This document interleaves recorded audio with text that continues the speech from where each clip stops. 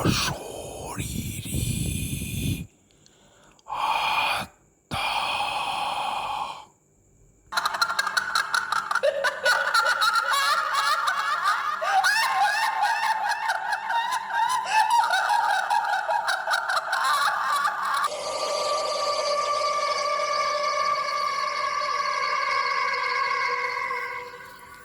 অশরীরী আত্মা চ্যানেলের 17তম নিবেদন রবীন্দ্রনাথ ঠাকুর রচিত ভৌতিক রহস্যমূলক ছোট গল্প কঙ্কাল। জন্মদিন উপলক্ষে এই শ্রদ্ধার্ঘ্য গল্প পাঠে আমি পার্থ গুহ। গল্পটি আপনারা শুনুন, লাইক করুন ও শেয়ার করুন। এখনও যারা চ্যানেলটিকে সাবস্ক্রাইব করেননি তারা আরও গল্প শোনার জন্য চ্যানেলটিকে সাবস্ক্রাইব করে দিতে ভুলবেন না যেন। শুরু করছি এই চ্যানেলের 17তম গল্প কঙ্কাল।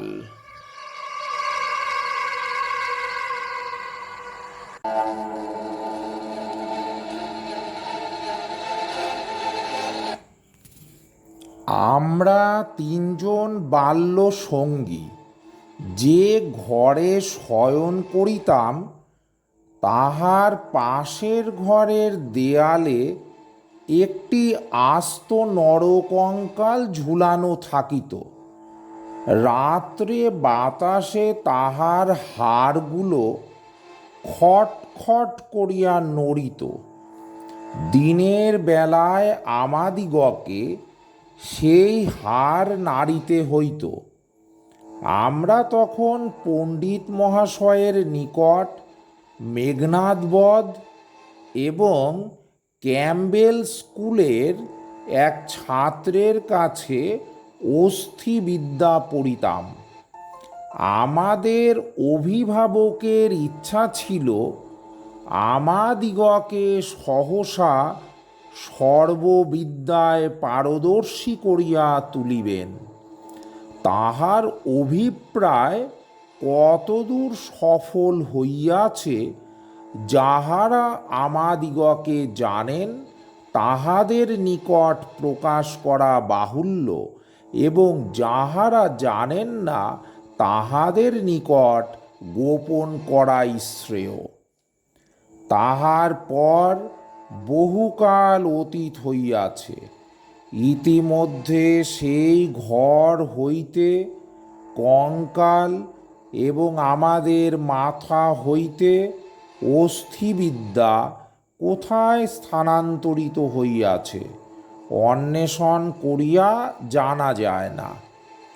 অল্পদিন হইল একদিন রাত্রে কোনো কারণে অন্যত্র স্থানাভাব হওয়াতে আমাকে সেই ঘরে শয়ন করিতে হয়।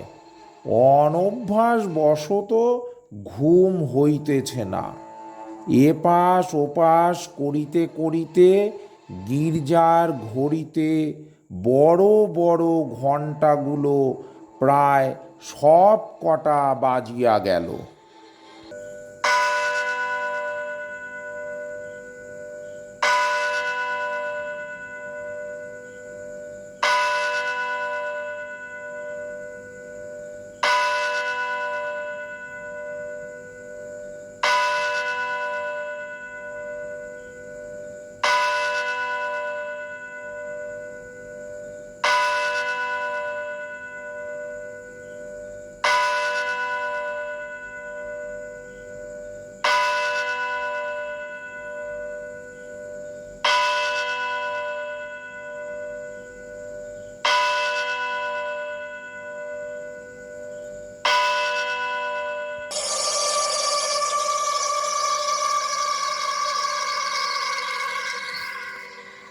এমন সময়ে ঘরের কোণে যে তেলের সেজ জ্বলিতেছিল সেটা প্রায় মিনিট পাঁচেক ধরিয়া খাবি খাইতে খাইতে একেবারে নিবিয়া গেল।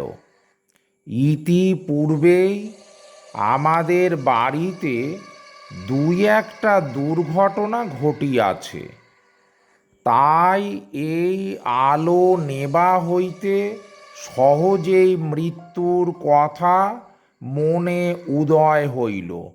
মনে হইল এই যে রাত্রি দুই প্রহরে একটি দীপ শিখা চিরান্ধকারে মিলাইয়া গেল, প্রকৃতির কাছে ইহাও যেমন, আর মানুষের ছোট ছোট প্রাণ শিখা কখনো দিনে কখনো রাত্রে হঠাৎ নিবিয়া বিস্মৃত হইয়া যায়, তাহাও তেমনি।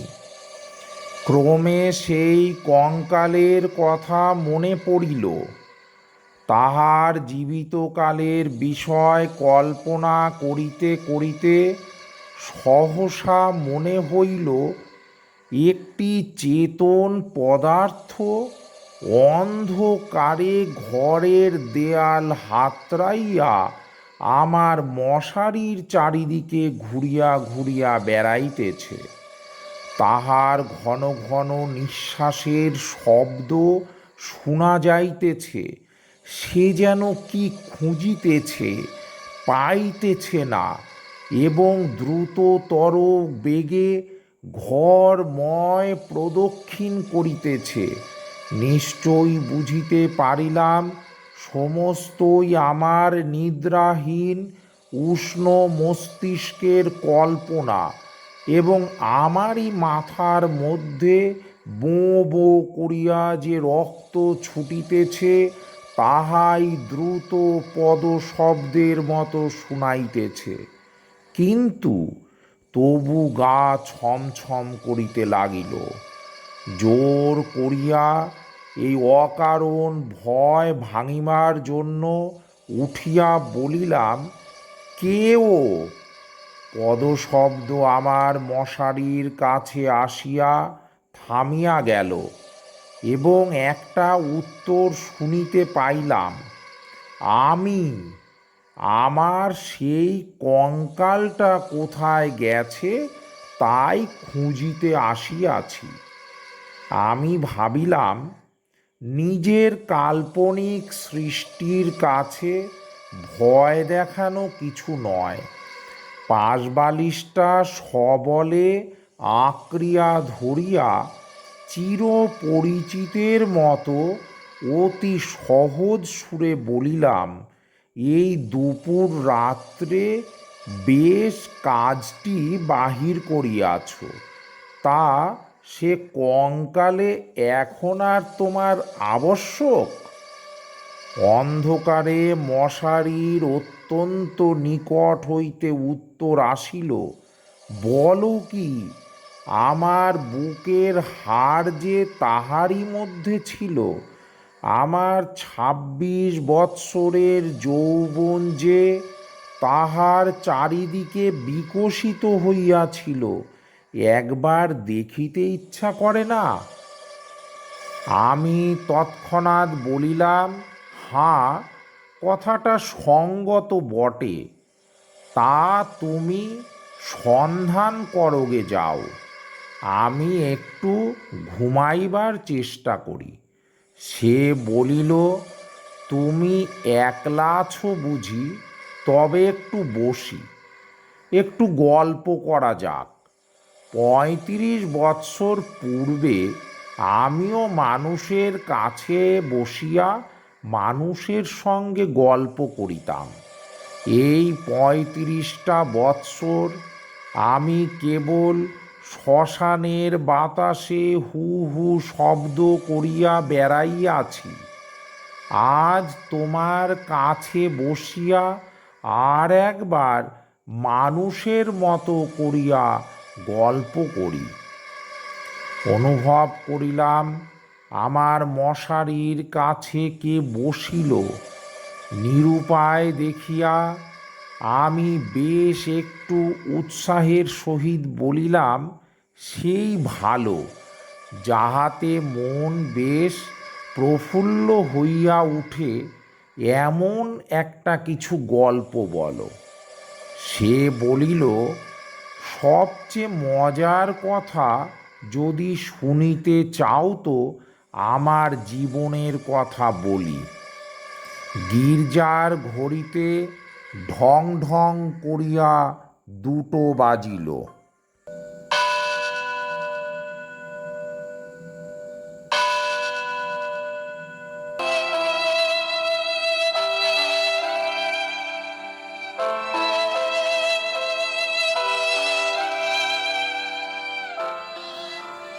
যখন মানুষ ছিলাম এবং ছোট ছিলাম, তখন এক ব্যক্তিকে যমের মতো ভয় করিতাম।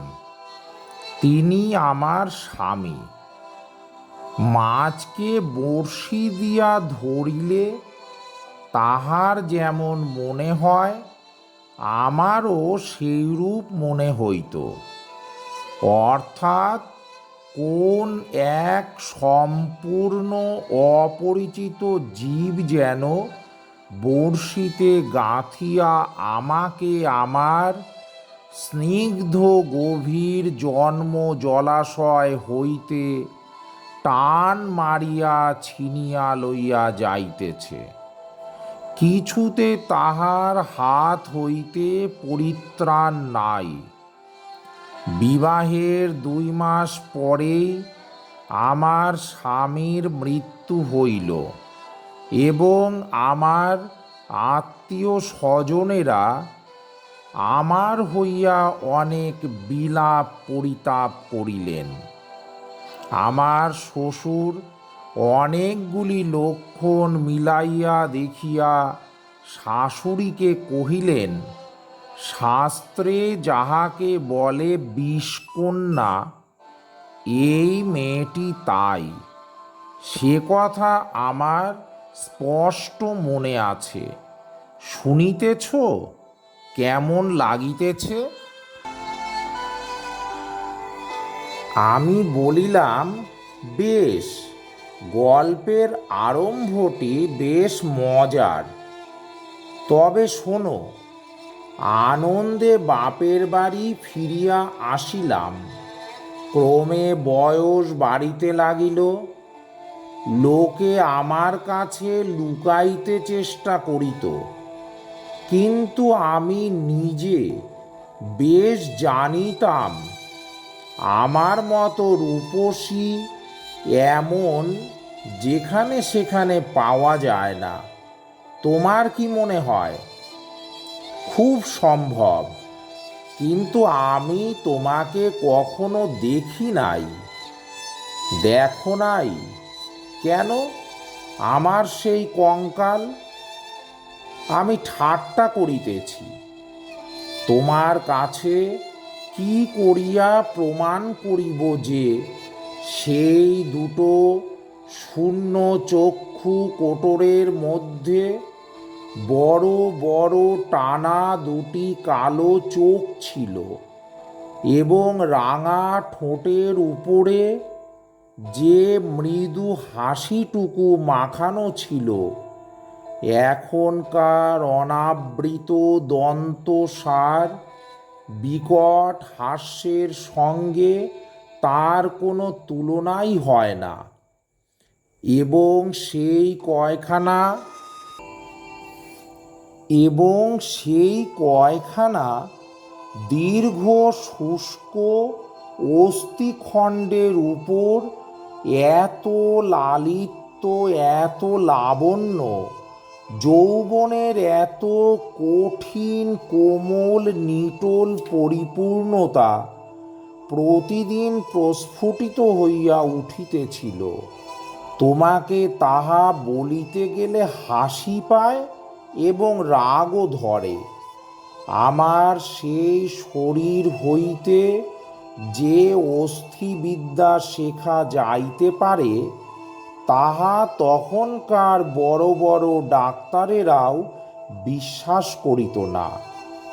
আমি জানি একজন ডাক্তার তাহার কোনো বিশেষ বন্ধুর কাছে আমাকে কনক চাপা বলিয়াছিলেন।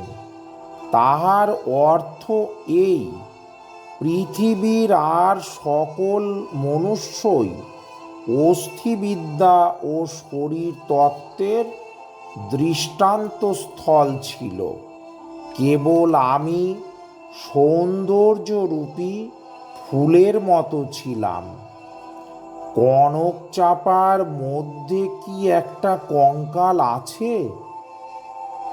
আমি যখন চলিতাম তখন আপনি বুঝিতে পারিতাম যে এক খণ্ড হীরা নড়াইলে তাহার চারদিক হইতে যেমন আলো ঝকমক করিয়া ওঠে, আমার দেহের প্রত্যেক গতিতে তেমনি সৌন্দর্যের ভঙ্গি নানা স্বাভাবিক হিল্লোলে চারিদিকে ভাঙিয়া পড়িত। আমি মাঝে মাঝে অনেকক্ষণ ধরিয়া নিজের হাত দুখানি নিজে দেখিতাম। পৃথিবীর সমস্ত উদ্ধত পৌরুষের মুখে রাশ লাগাইয়া মধুরভাবে বাগাইয়া ধরিতে পারে এমন দুইখানি হাত। সুভদ্রা যেমন অর্জুনকে লইয়া দৃপ্ত ভঙ্গিতে আপনার বিজয় রথ বিস্মিত তিন লোকের মধ্য দিয়া চালাইয়া লইয়া গিয়াছিলেন, তাহার বোধ করি এইরূপ দুখানি অস্থূল সুডোল বাহু, আরক্ত করতল এবং লাবণ্য শিখার মতো অঙ্গুলি ছিল। কিন্তু আমার সেই নির্লজ্জ নিরাবরণ নিরাভরণ চিরবৃদ্ধ কঙ্কাল তোমার কাছে আমার নামে মিথ্যা সাক্ষ্য দিয়াছে। আমি তখন নিরুপায় নিরুত্তর ছিলাম। এই জন্য পৃথিবীর সবচেয়ে তোমার উপর আমার বেশি রাগ।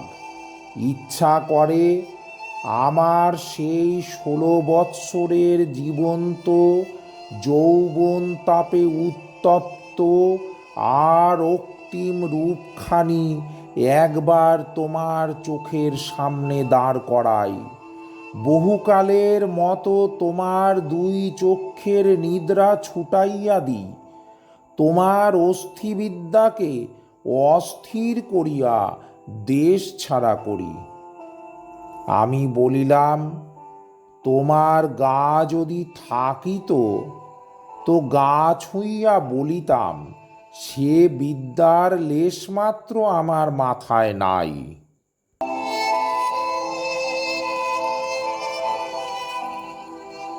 আর তোমার সেই ভুবন মোহন পূর্ণ যৌবনের রূপ রজনীর অন্ধকার পটের উপরে জাজ্বল্যমান হইয়া ফুটিয়া উঠিয়াছে, আর অধিক বলিতে হইবে না। আমার কেহ সঙ্গিনী ছিল না। দাদা প্রতিজ্ঞা করিয়াছিলেন বিবাহ করিবেন না।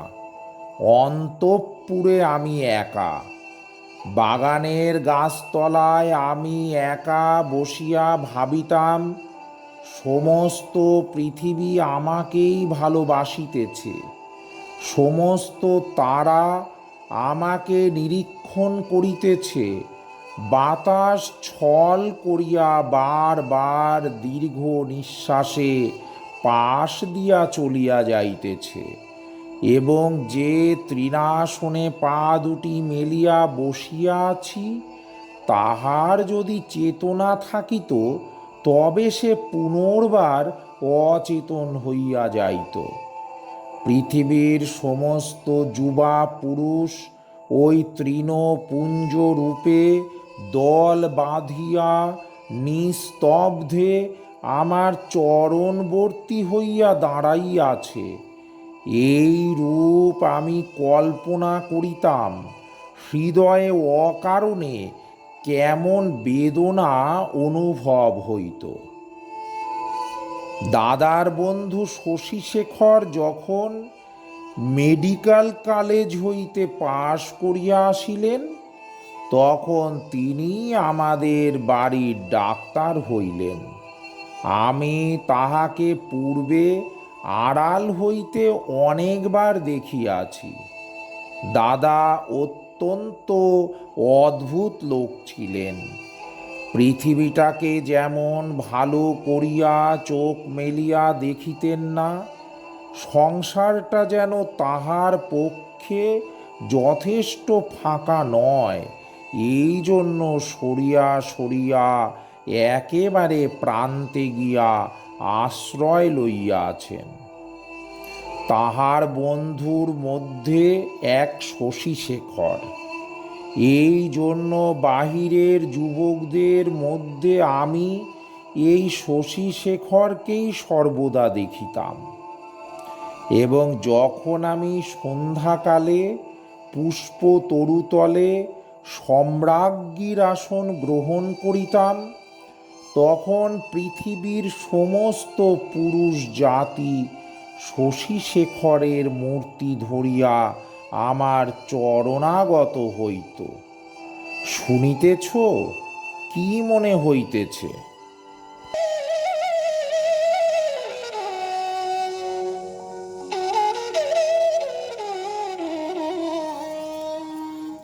আমি স্বনিশ্বাসে বলিলাম, মনে হইতেছে শশীশেখর হইয়া জন্মিলে বেশ হইত।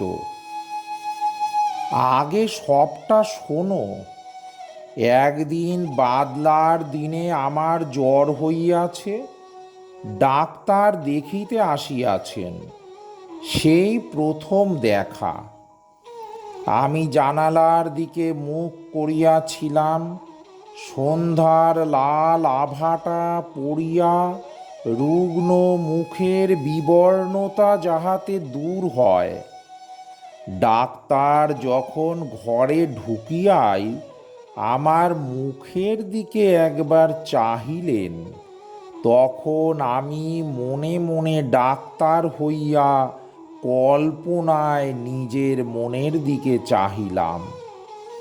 সেই সন্ধ্যালোকে কোমল বালিশের উপরে একটি ঈষৎ ক্লিষ্ট কুসুম পেলব মুখ অসংযমিত চূর্ণ কুন্তল ললাটের উপর আসিয়া পড়িয়াছে এবং লজ্জায় আনমিত বড় বড় চোখের পল্লব কপোলের উপর ছায়া বিস্তার করিয়াছে। ডাক্তার নম্র মৃদুস্বরে দাদাকে বলিলেন, একবার হাতটা দেখিতে হইবে। আমি গাত্রাবরণের ভিতর হইতে ক্লান্ত সুগোল হাতখানি বাহির করিয়া দিলাম। একবার হাতের দিকে চাহিয়া দেখিলাম, যদি নীলবর্ণ কাচের চুড়ি পরিতে পারিতাম তো আরও বেশ মানাইত। রোগীর হাত লইয়া নারী দেখিতে ডাক্তারের এমন ইতস্তত ইতিপূর্বে কখনো দেখি নাই। অত্যন্ত অসংলগ্নভাবে কম্পিত অঙ্গুলিতে নাড়ি দেখিলেন। তিনি আমার জ্বরের উত্তাপ বুঝিলেন। আমিও তাহার অন্তরের নাড়ি কিরূপ চলিতেছে কতকটা আভাস পাইলাম। বিশ্বাস হইতেছে না? আমি বলিলাম, অবিশ্বাসের কোনো কারণ দেখিতেছি না। মানুষের নাড়ি সকল অবস্থায় সমান চলে না। কালক্রমে আরও 2-4 বার রোগ ও আরোগ্য হইবার পরে দেখিলাম, আমার সেই সন্ধ্যাকালের মানস সভায় পৃথিবীর কোটি কোটি পুরুষ সংখ্যা অত্যন্ত হ্রাস হইয়া ক্রমে একটিতে আসিয়া ঠেকিল। আমার পৃথিবী প্রায় জনশূন্য হইয়া আসিল। জগতের কেবল একটি ডাক্তার এবং একটি রোগী অবশিষ্ট রহিল। আমি গোপনে সন্ধ্যাবেলায় একটি বাসন্তী রঙের কাপড় পরিতাম, ভালো করিয়া খোঁপা বাঁধিয়া মাথায় একগাছি বেল ফুলের মালা জড়াইতাম। একটি আয়না হাতে লইয়া বাগানে গিয়া বসিতাম। কেন? আপনাকে দেখিয়া কি আর পরিতৃপ্তি হয় না? বাস্তবিকই হয় না। কেননা আমি তো আপনি আপনাকে দেখিতাম না। আমি যখন একলা বসিয়া দুইজন হইতাম, আমি তখন ডাক্তার হইয়া আপনাকে দেখিতাম, মুগ্ধ হইতাম এবং ভালোবাসিতাম এবং আদর করিতাম। অথচ প্রাণের ভিতরে একটা দীর্ঘ নিঃশ্বাস সন্ধ্যা বাতাসের মতো হু হু করিয়া উঠিত। সেই হইতে আমি আর একলা ছিলাম না। যখন চলিতাম, নত নেত্রে চাহিয়া দেখিতাম পায়ের অঙ্গুলি পৃথিবীর উপরে কেমন করিয়া পড়িতেছে, এবং ভাবিতাম এই পদক্ষেপ আমাদের নূতন পরীক্ষা উত্তীর্ণ ডাক্তারের কেমন লাগে। মধ্যাহ্নে জানালার বাহিরে ঝাঁ ঝাঁ করিত, কোথাও সারা শব্দ নাই। মাঝে মাঝে এক একটা চিল অতি দূর আকাশে শব্দ করিয়া উড়িয়া যাইত, এবং আমাদের উদ্যান প্রাচীরের বাহিরে খেলেনাওয়ালা সুর করিয়া চাই খেলেনা চাই চুরি চাই করিয়া ডাকিয়া যাইত। আমি একখানি ধবধবে চাদর পাতিয়া নিজের হাতে বিছানা করিয়া শয়ন করিতাম। একখানি অনাবৃত বাহু কোমল বিছানার উপরে যেন অনাদরে মেলিয়া দিয়া ভাবিতাম, এই হাতখানি এমন ভঙ্গিতে কে যেন দেখিতে পাইল, কে যেন দুইখানি হাত দিয়া তুলিয়া লইল, কে যেন ইহার আরক্ত করতলের উপর একটি চুম্বন রাখিয়া দিয়া আবার ধীরে ধীরে ফিরিয়া যাইতেছে। মনে করো, এইখানেই গল্পটা যদি শেষ হয় তাহা হইলে কেমন হয়? আমি বলিলাম, মন্দ হয় না, একটু অসম্পূর্ণ থাকে বটে, কিন্তু সেইটুকু আপন মনে পূরণ করিয়া লইতে বাকি রাতটুকু বেশ কাটিয়া যায়। কিন্তু তাহা হইলে গল্পটা যে বড় গম্ভীর হইয়া পড়ে। ইহার উপহাসটুকু থাকে কোথায়?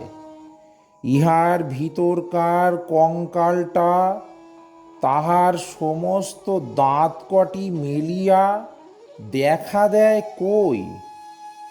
তারপরে শোনো, একটুখানি পসার হইতেই আমাদের বাড়ির একতলায় ডাক্তার তাহার ডাক্তারখানা খুলিলেন। আমি তখন তাহাকে মাঝে মাঝে হাসিতে হাসিতে ঔষধের কথা, বিষের কথা, কি করিলে মানুষ সহজে মরে, এই সমস্ত কথা জিজ্ঞাসা করিতাম। ডাক্তারির কথায় ডাক্তারের মুখ খুলিয়া যাইত। শুনিয়া শুনিয়া মৃত্যু যেন পরিচিত ঘরের লোকের মতো হইয়া গেল।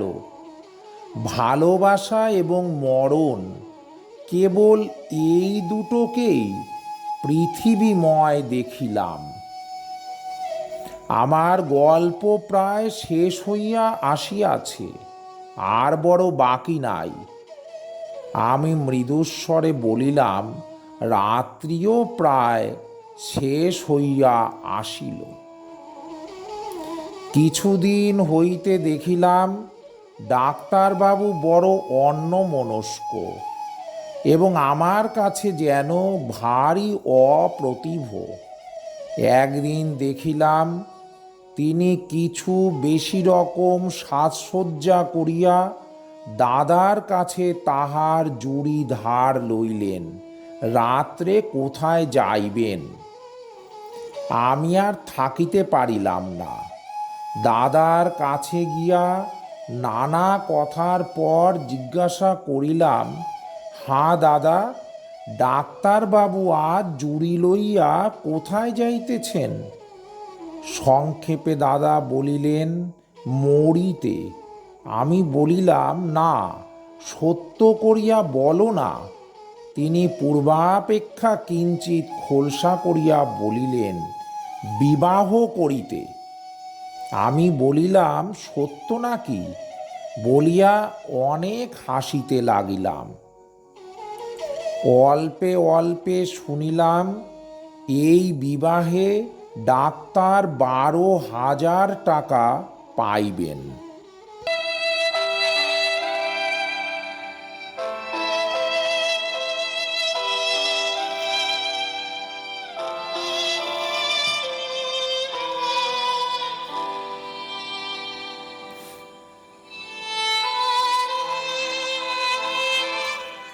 কিন্তু আমার কাছে এ সংবাদ গোপন করিয়া আমাকে অপমান করিবার তাৎপর্য কি?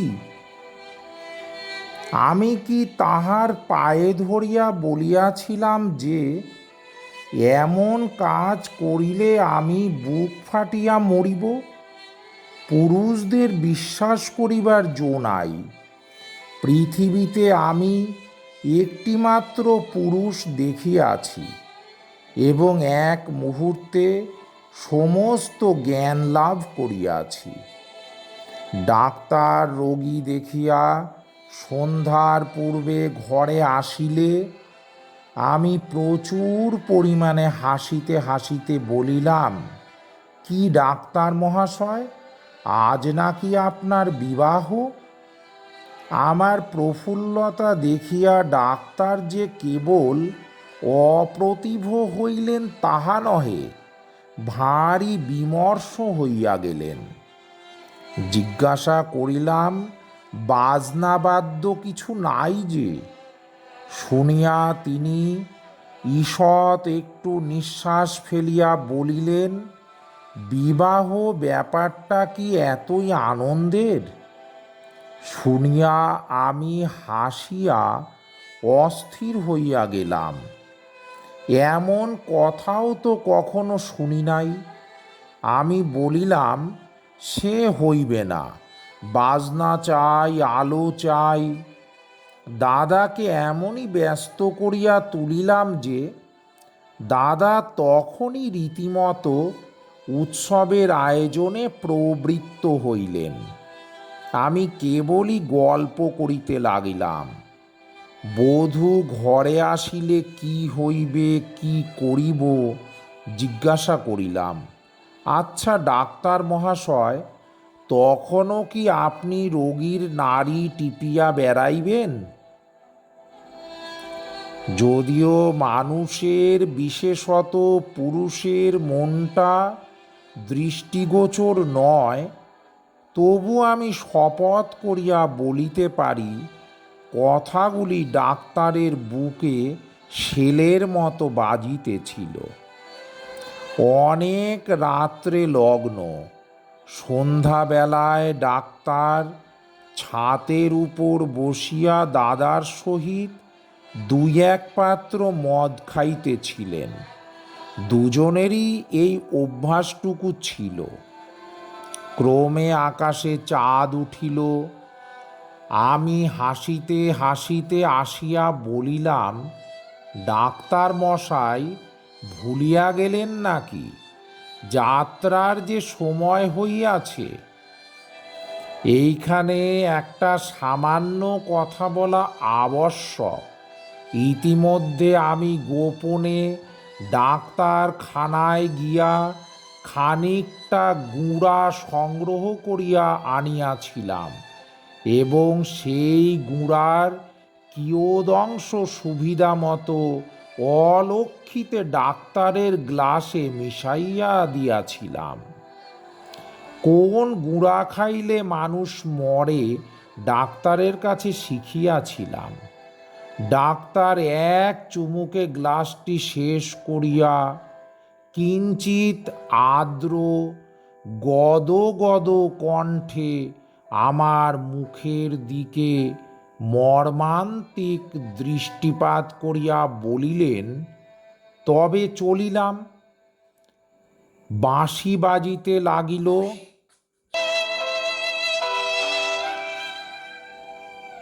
আমি একটি বারাণসী শাড়ি পরিলাম। যতগুলি গহনা সিন্ধুকে তোলা ছিল সবগুলি বাহির করিয়া পরিলাম। সিঁথিতে বড় করিয়া সিঁদুর দিলাম। আমার সেই বকুলতলায় বিছানা পাতিলাম। বড় সুন্দর রাত্রি, ফুটফুটে জ্যোৎস্না সুপ্ত জগতে ক্লান্তি হরণ করিয়া দক্ষিণে বাতাস বহিতেছে। জুই আর বেল ফুলের গন্ধে সমস্ত বাগান আমোদ করিয়াছে। বাঁশির শব্দ যখন ক্রমে দূরে চলিয়া গেল, জ্যোৎস্না যখন অন্ধকার হইয়া আসিতে লাগিল, এই তরু পল্লব এবং আকাশ এবং আজন্মকালের ঘর দুয়ার লইয়া পৃথিবী যখন আমার চারিদিক হইতে মায়ার মতো মিলাইয়া যাইতে লাগিল, তখন আমি নেত্র নিমীলন করিয়া হাসিলাম। ইচ্ছা ছিল যখন লোকে আসিয়া আমাকে দেখিবে, তখন এই হাসিটুকু যেন রঙিন নেশার মতো আমার ঠোঁটের কাছে লাগিয়া থাকে। ইচ্ছা ছিল যখন আমার অনন্ত রাত্রির বাসর ঘরে ধীরে ধীরে প্রবেশ করিব, তখন এই হাসিটুকু এখান হইতেই মুখে করিয়া লইয়া যাইব। কোথায় বাসর ঘর? আমার সে বিবাহের বেশ কোথায়?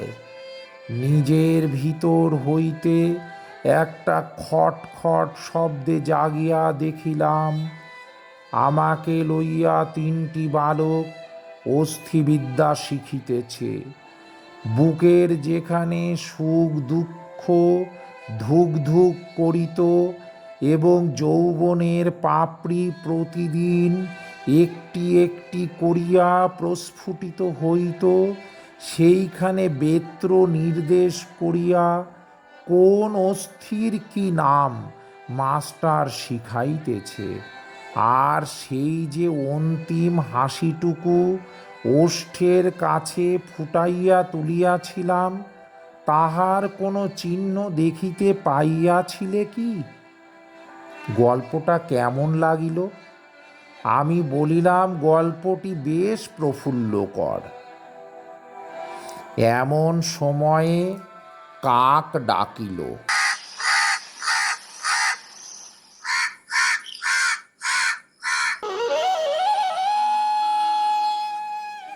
জিজ্ঞাসা করিলাম, এখনো আছো কি? কোনো উত্তর পাইলাম না। ঘরের মধ্যে ভোরের আলো প্রবেশ করিল।